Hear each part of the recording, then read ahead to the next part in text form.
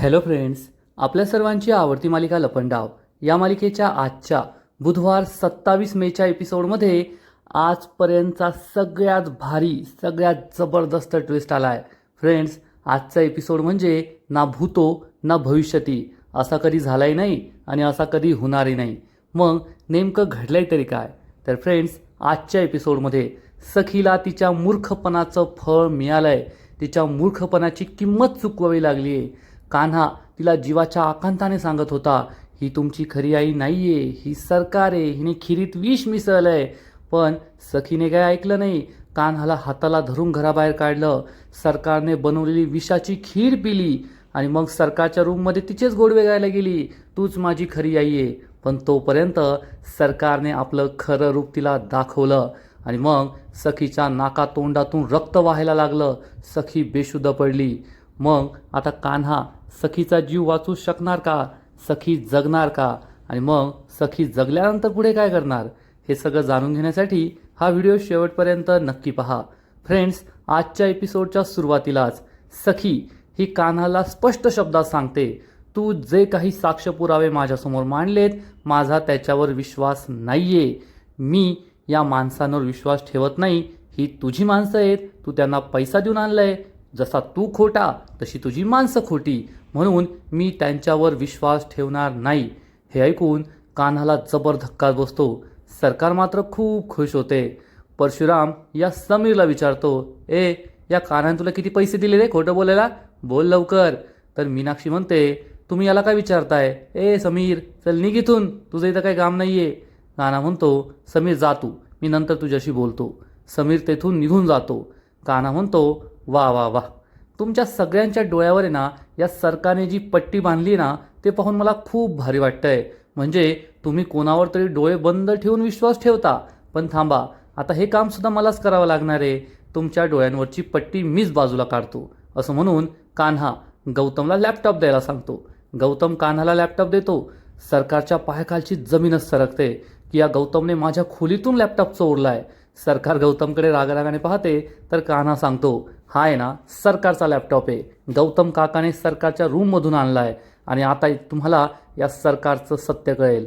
सरकार चांगलीच घाबरते. सखीला वाटतं की आता कान्हा नवीन काय पुरावा दाखवणार आहे. ती गौतमकडे रागारागाने पाहते की हा गौतम अजूनसुद्धा कान्हाची मदतच करतोय.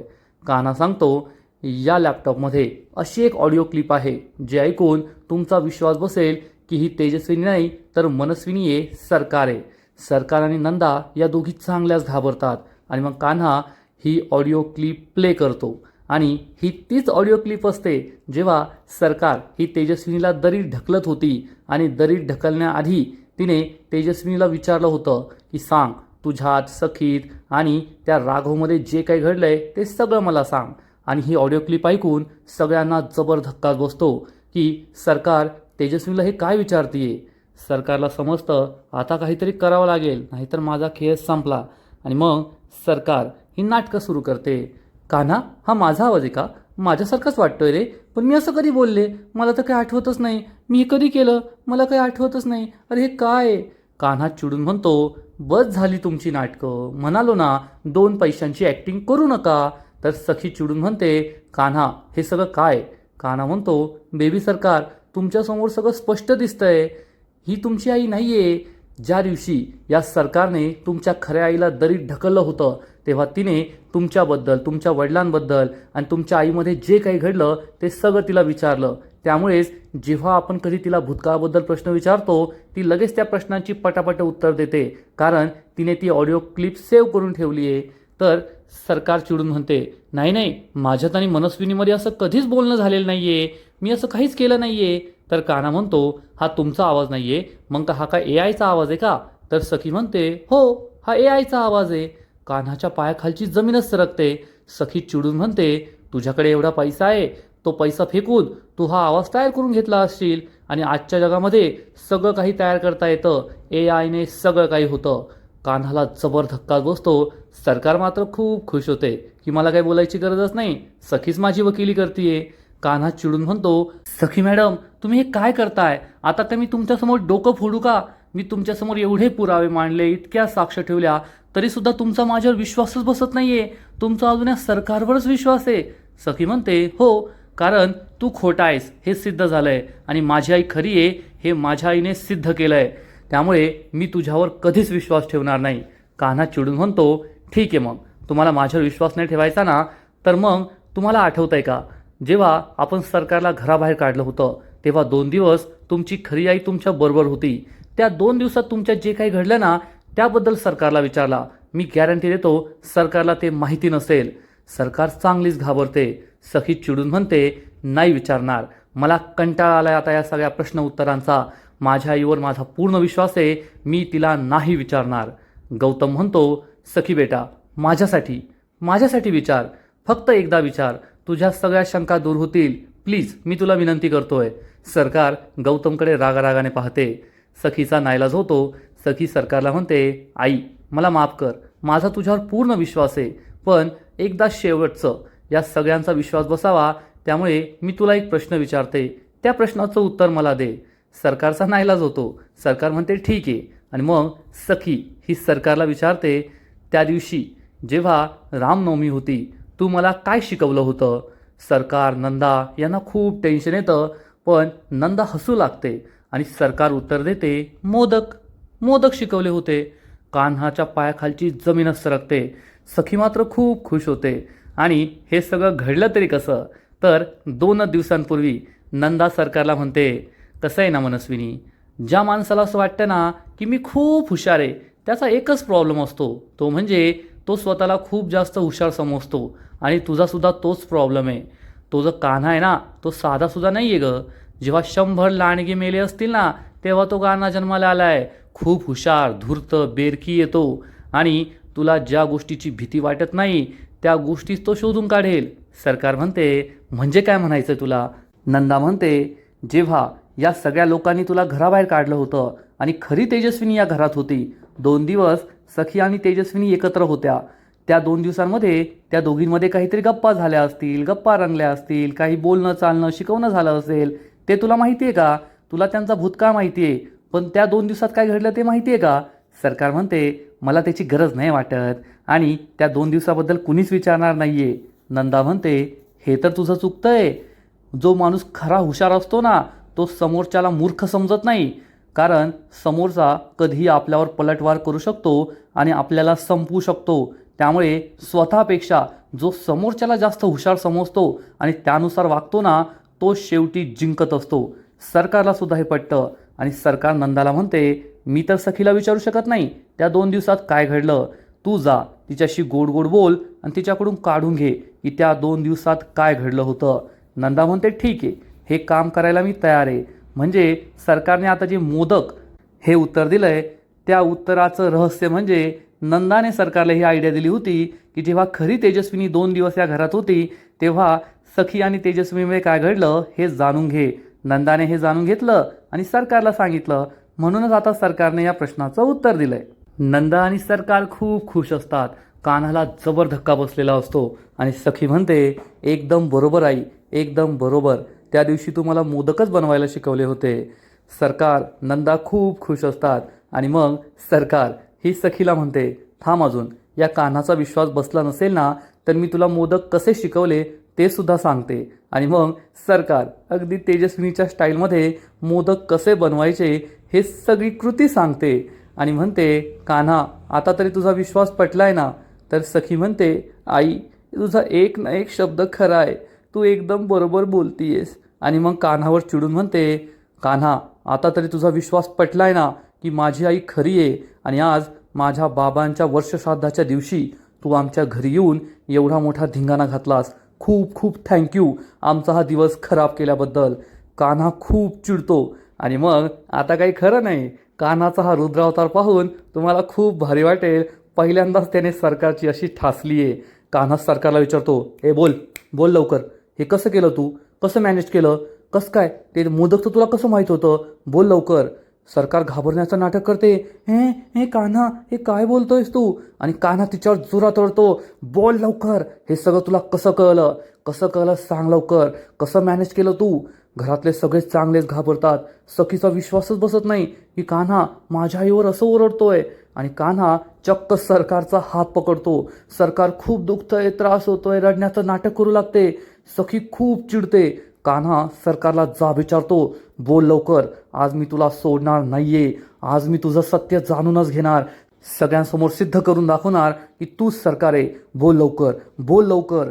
सरकार खूप चिडते आणि आपल्या नेहमीच्या स्टाईलमध्ये जोरात ओढते, सोड मला.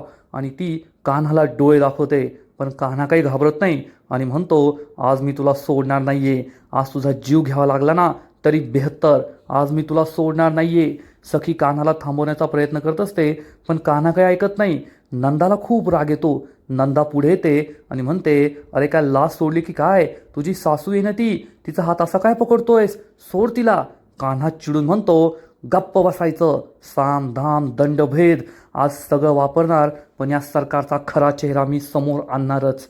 सरकार कान्हाला डोळे दाखवते आणि मग पुढच्या क्षणी तेजस्विनी बनून रडण्याचं नाटक सुरू करते. सरकार खूप घाबरले असं नाटक करत असते. त्यामुळे सखी चिडून म्हणते, कान्हा सोड माझ्या आईला. सखी कान्हाचा हात सोडवते. तेवढ्यात तेथे परशुराम सुद्धा येतो. परशुराम सरकारला आणि कान्हाला वेगळं करतो. पण कान्हा काही ऐकण्याच्या मनस्थितीत नसतो. कान्हा जोर जोरात आरडाओरडा करत असतो, आज मी तुला सोडणार नाहीये. आज मी ना तुझा जीवच घेतो. त्या दिवशी हॉस्पिटलमध्ये तुला मरण्याची खूप हौस आली होती ना, आज मी तुला मारतोच. असं म्हणून कान्हा हा सरकारचा हात पकडतो आणि तिला फरफटत किचनमध्ये घेऊन येतो. सखी आणि घरातले सगळेजण मागे मागे किचनमध्ये येतात आणि कान्हा चक्क एक भला मोठा चाकू हातात घेतो आणि तो सरकारला भोसकणार. इतक्यात सरकार खूप घाबरते, नाटक करत असते. आणि तेवढ्यात कान्हाला किचनवर चक्क एक विषाची बाटली दिसते, जे विष सरकारने खिरीत घातलंय. कान्हाला जबर धक्काच बसतो. कान्हा चाकू फेकून देतो आणि ही विषाची बाटली हातात घेतो. सरकारला कळतं की ही विषाची बाटली येथे ठेवून तिने खूप मोठी चूक केली आहे. कान्हा विचारतो, हे काय? कान्हा ही बाटली नीट पाहतो. परशुराम, मीनाक्षी, नंदा, घरातले सगळे खूप घाबरलेले असतात. कान्हा सरकारला म्हणतो, विष हे विष, हे विषाचं काय केलंस तू? सरकार चांगलीच घाबरते. सखीला काही कळतच नाही. मीनाक्षी, उर्मिला, परशुराम, गौतम, वेदू सगळे खूप घाबरलेले असतात. तेवढ्यात कान्हाला हे खिरीचं पातेलं दिसतं आणि हे पातेलं लाल झालेलं असतं. कान्हाला समजतं की सरकारने या खीरमध्येच विष मिसळलंय. कान्हा विचारतो, हे पातेलं लाल कसं झालं? बोल लवकर, तू खीरमध्ये विष टाकलंय ना? सखीला मारण्याचा तुझा प्लॅन आहे ना? वेदू आणि घरातील सगळ्यांना जबर धक्काच बसतो की सरकारने खीरमध्ये विष टाकलंय. नंदा चांगलीच घाबरते की आता आपल्या मनस्विनीचं काही खरं नाही. कान्हा चिडून म्हणतो, पाहिलं का गौतम काका, या सरकारने खीरमध्ये विष टाकलंय सखी मॅडमला मारण्यासाठी. ही बाई कोणत्याही थराला जाऊ शकते. कान्हा तेजस्वीला जाब विचारतो, बोल लवकर बोल, हे सगळं तूच केलंय ना? सखी खूप चिडते आणि कान्हाला बाजूला वळवते आणि म्हणते, बस झालं कान्हा, बस कर तुझा हा तमाशा. आणि सखीचा राग पाहून कान्हाला खूप वाईट वाटतं. सरकारच्या हाताला खरंच दुखत असतं. सरकार विचार करते, बस झालं आता, बस झालं. मी तेजस्विनी म्हणून नाटक करतीये तर सगळे माझा छळ करताय, पण मला हे सहन होत नाहीये. आज सरकार म्हणून जगण्याचा शेवटचा दिवस. आता मी असं काहीतरी करणार ज्यामुळे मी स्वतः सगळ्यांसमोर येऊ शकेल. असं म्हणून सरकार ही आपली वेणी मागे करते आणि काहीतरी निश्चय करते आणि कान्हावर जोरात ओरडते. हे दुधाचं खिरीचं पातेलं फेकून देते आणि म्हणते, मी खीरमध्ये विष मिसळलंय कशासाठी? माझ्या लेकीला मारण्यासाठी. 12 वर्ष मी फक्त तिच्याबरोबर एक क्षण घालवण्यासाठी जगत होते आणि मी तिला आता मारणार? कान्हा, हे तू काय आरोप करतोय? तुला तरी तुझं कळतंय का? सखी रडू लागते. कान्हा खूप चिडतो. सरकार रडत रडत म्हणते, खूप झालं आता, मला आता हे सहन होत नाहीये. आज मी हे सिद्ध करून दाखवणार की मीच खरी तेजस्विनी आहे आणि मी माझ्या मुलीला मारण्याचा प्रयत्न करू शकत नाही. आणि हे सिद्ध करण्यासाठी मीच ती आता खीर पिणार आणि सिद्ध करणार की मी त्यात विष टाकलेलं नाहीये. कान्हाला खूप टेन्शन येतं. घरातले सगळे घाबरलेले असतात आणि मग सरकार रागारागाने बाहेर येते आणि ही खीर असलेली वाटी तोंडाला लावणार. सरकार काय तोंडाला लावणार नसते, पण तेवढ्यात सखी तेथे येते. सखी सरकारच्या हातातून ही खीरची वाटी घेते आणि म्हणते, आई, हा कान्हा तुझ्यावर संशय घेतोय ना, त्याने तुझ्यावर आरोप लावलेत. आणि माझी आई निर्दोष आहे हे आता मी सिद्ध करणार. ही खीर मी पिणार. कान्हाच्या पायाखालची जमीनच सरकते आणि सखी ही चक्क त्याच्यासमोर ही खीर पिते. कान्हाला जबर धक्का बसलेला असतो. सखीला थांबवू का नाही हेच त्याला कळत नाही. घरातले सगळे घाबरलेले असतात. सरकार खूप खुश होते. सखी या खीरचे 2-4 घोट पिते. तेवढ्यात कान्हा तिच्या हातातून ही वाटी घेऊन फेकून देतो आणि म्हणतो, बेबी सरकार, खीर नाहीये, विष आहे. पोटात विष गेलंय तुमच्या, तुम्हाला कळत का नाहीये? पण सखीचा विश्वास बसत नाही. कान्हा सरकारवर खूप चिडतो आणि चक्क सरकारचा गळा दाबतो. माझ्या बायकोला विष दिलं तू, आता मी तुला जिवंत सोडत नाही. माझ्या बायकोला विष दिलं, आता तू सुद्धा मरणार. असं म्हणून कान्हा चक्क सरकारचा गळा दाबतो. सखी, गौतम, वेदू, परशुराम, मीनाक्षी, उर्मिला घरातील सगळ्यांना जबर धक्काच बसतो. सखी जोरात ओरडते, कान्हा सोड माझ्या आईला, सोड. पण कान्हा काही ऐकण्याच्या मनस्थितीत नसतो. चक्क सरकारचा जोरात गळा दाबतो. आज मी तुला जिवंत सोडणार नाहीये मनस्विनी, तू माझ्या बायकोला विष दिलंस, आता तू मरणार. असं म्हणून कान्हा हा सरकारचा जोरात गळा दाबत असतो. घरातले सगळे खूप घाबरतात. सखी चिडते, कान्हाचा हात सोडवते आणि कान्हाच्या सनसनीत मुस्काटात मारते. त्यामुळे घरातील सगळे खूप टेन्शनमध्ये येतात. कान्हाचा विश्वासच बसत नाही की सखीने माझ्या थोबाडीत मारली आहे. सरकार खूप खुश होते. सखी कान्हाला ठणकावून सांगते, तू माझ्या आईवर हात उचलला, मी हे सहन करून घेणार नाहीये. सरकारच्या आनंदाला उधाण येतं. वेदूला खूप वाईट वाटतं आणि तेवढ्यात सखी सरकारकडे पाहते तर सरकार, माझा गळा खूप जोरात दाबला, मला श्वास घेता येत नाहीये, खूप त्रास होतोय, अशी नाटकं सुरू करते. घरातले सगळेजण सरकारजवळ येतात. सखी म्हणते, आई तू जा तुझ्या रूममध्ये आराम कर, या कान्हाचा बंदोबस्त मी करते. सरकार उभी राहते. सखी तिला घट्ट मिठी मारते आणि सरकार तेथून जाण्याचं नाटक करते. मला खूप त्रास होतोय, माझा गळा खूप दुखतोय, असं नाटक करत करत ती कान्हाजवळ येते आणि कान्हाला म्हणते, ॲज एक्सपेक्टेड. कान्हाला डोळे दाखवते. कान्हा खूप चिडतो आणि मग परत मला खूप त्रास होतोय असं नाटक करत करत सरकार आपल्या रूममध्ये निघून जाते. सगळे तिच्याकडेच पाहत असतात. सरकार गेल्यानंतर कान्हा सखीला म्हणतो, चला सखी मॅडम, तुमच्या पोटात विष आहे, आपण हॉस्पिटलमध्ये जाऊया. सखी चिडून म्हणते, बस झालं कान्हा, किती नाटक करशील, किती खोटं बोलशील, मला तुझ्याबरोबर कोठेच यायचं नाहीये. कान्हाला खूप वाईट वाटतं. कान्हा म्हणतो, सखी मॅडम तुम्हाला का कळत नाहीये, ती तुमची खरी आई नाहीये, ती मनस्विनी आहे आणि तिने तुम्हाला खिरीतून विष दिलंय. तुम्हाला त्रास होईल आता थोड्या वेळात, चला माझ्याबरोबर, आपण हॉस्पिटलमध्ये जाऊया. सखी ओढून म्हणते, बस झालं तुझं, तू असा नाही ऐकायचा. आणि सखी चक्क कान्हाचा हात पकडते आणि त्याला फरफटत आपल्या घराबाहेर नेत असते. घरातील सगळ्यांना खूप वाईट वाटतं. कान्हाला सुद्धा खूप वाईट वाटतं. पण सखी आपल्या आईच्या त्या सरकारच्या प्रेमात पूर्णपणे आंधळी झाली आहे आणि आता पुढे सखीबरोबर जे काही घडणार आहे ना, त्यासाठी सखी स्वतःच जबाबदार आहे, एवढं मात्र खरं. आणि सखी कान्हाला फरफटत हाताला पकडून चक्क घराबाहेर ढकलते आणि त्याच्या तोंडावर दरवाजा लावून घेते. कान्हा सखीला समजवण्याचा प्रयत्न करतो, बेबी सरकार थांबा, तुमच्या पोटात विष आहे, चला माझ्याबरोबर हॉस्पिटलमध्ये. पण सखी काही ऐकत नाही आणि दरवाजाला आतमधून कडी लावून घेते. कान्हा आरडाओरडा करत असतो पण सखी काहीच ऐकत नाही. ती हॉलमध्ये येते आणि गौतमला ठणकावून सांगते, काका, जर तू दरवाजा उघडलास आणि कान्हाला आतमध्ये घेतलंस ना, तर माझं मेलेलं तोंड पाहशील. गौतमच्या पायाखालची जमीनच सरकते आणि मग सखी ही आपल्या आईला सरकारला भेटण्यासाठी जिन्यावरून तिच्या रूमजवळ येते आणि दरवाजा उघडण्याचा प्रयत्न करते, पण दरवाजा बंद असतो. सखी घाबरून म्हणते, आई आई दार उघड, काय झालंय, तू दार का बंद केलंय, दार उघड आई. आणि इकडे कान्हा खूप घाबरलेला असतो की आता सखी मॅडमच्या पोटात विष आहे, मी त्यांना असं नाही सोडू शकत. कान्हा चिडून म्हणतो, आता पहा कान्हा 2.0.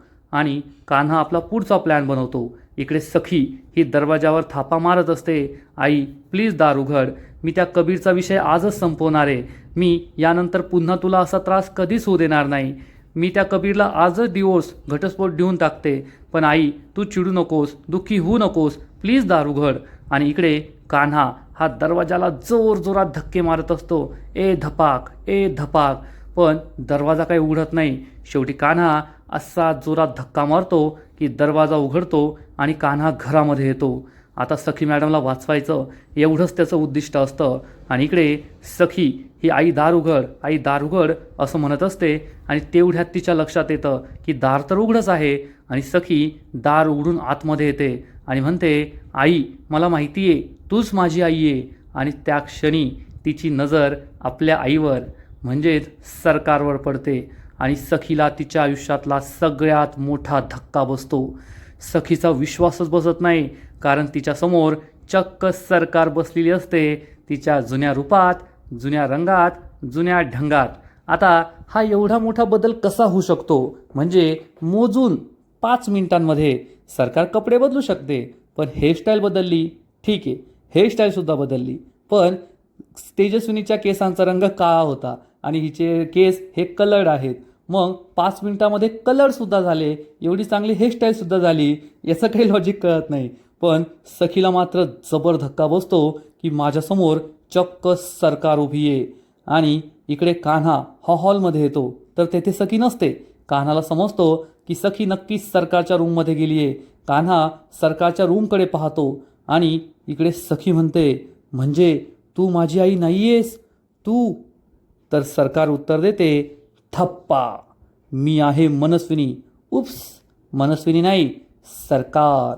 हे ऐकून सखीच्या पायाखालची जमीनच सरकते. सखीच्या डोळ्यात पाणी येतं. सखी रडू लागते, पण पुढे काही बोलणार इतक्यात सखीच्या गळ्यात दुखायला लागतं. सखीला खूप त्रास होतो, कारण सखीच्या पोटात विष गेलंय. आणि तेवढ्यात सखी जोरात शिंकते. सरकारला हे सगळं किळसवाणं वाटतं, पण सखीच्या तोंडातून रक्त आलेलं असतं, तिच्या नाकातोंडातून रक्त वाहत असतं. हे पाहून सखी खूप घाबरते, तर सरकार मात्र हसत असते.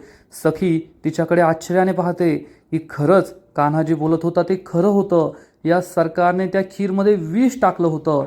इकडे कान्हा हा सरकारच्या रूमकडे धावत पळत येत असतो. तो रूममध्ये येतो आणि सखीची ही अवस्था पाहून कान्हाला जबर धक्काच बसतो. कान्हाच्या मागे मागे गौतम, परशुराम, मीनाक्षी हे सगळे येतात आणि सरकारला पाहून या सगळ्यांना जबर धक्काच बसतो की घरात जी होती ती सरकार होती. कान्हा खूप दुःखी होतो आणि जोरात ओरडतो, सखी मॅडम. आणि थोड्याच वेळात कान्हा, गौतम, मीनाक्षी, परशुराम सगळे सखीला घेऊन हॉस्पिटलमध्ये पोहोचतात.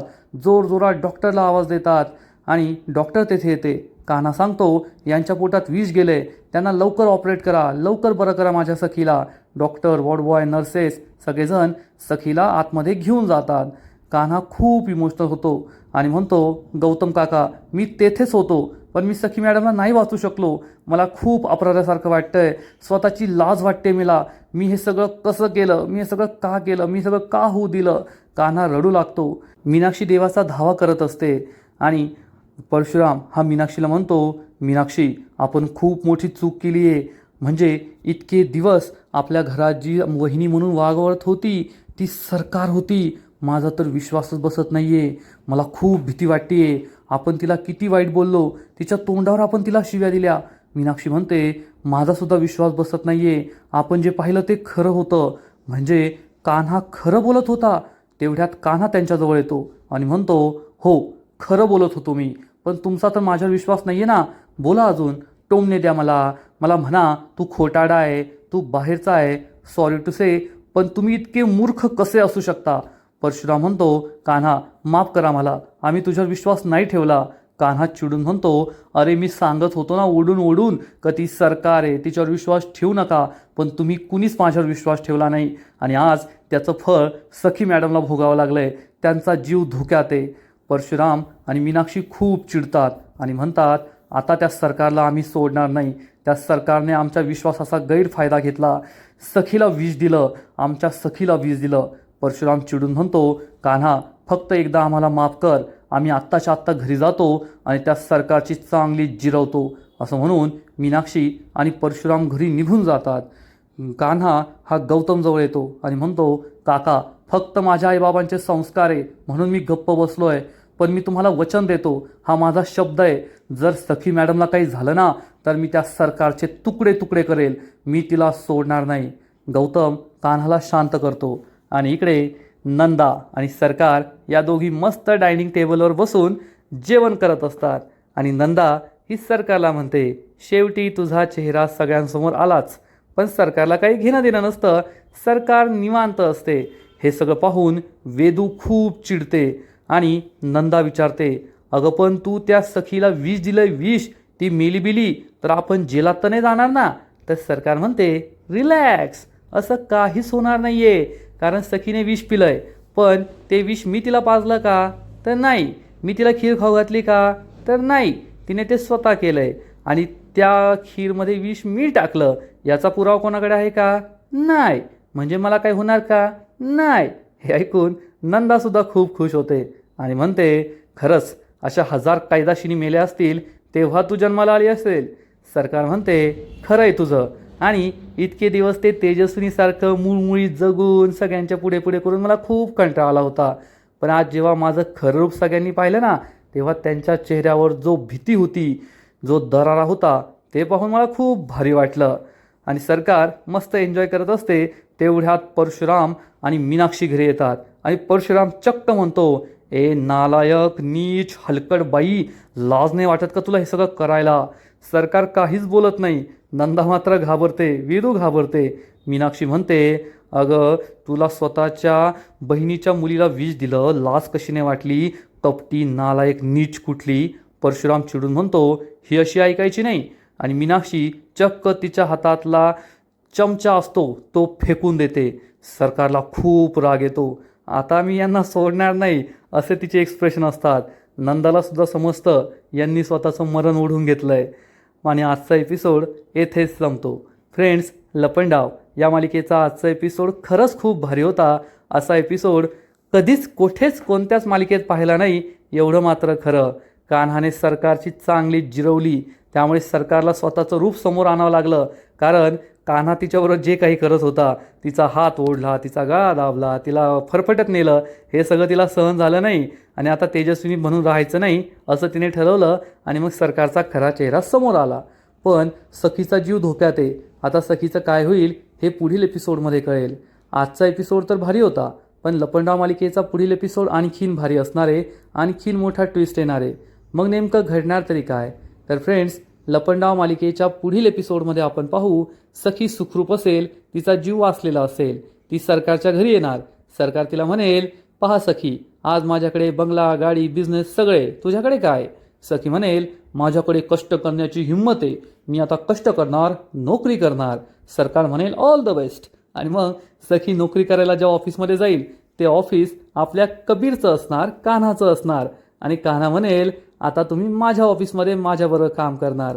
मग आता सखी आणि कान्हाचा इंटरव्ह्यू कसा असेल आणि कान्हा सरकारचा बदला कसा घेणार, सरकार पुढे काय करणार, हे सगळं पाहणं खूप इंटरेस्टिंग आहे. तर फ्रेंड्स, तुम्हाला सुद्धा लपंडाव ही मालिका आवडते का? नक्कीच कमेंट करून सांगा. आणि या मालिकेचे असेच नवीन नवीन एपिसोड, नवीन नवीन अपडेट सर्वात आधी पाहण्यासाठी व्हिडिओला लाईक करा, शेअर करा, चॅनलला सबस्क्राईब करून बेल आयकॉनवर क्लिक करा. म्हणजे या मालिकेचे नवीन नवीन एपिसोड तुम्हाला सर्वात आधी पाहायला मिळतील. खूप खूप खूप धन्यवाद.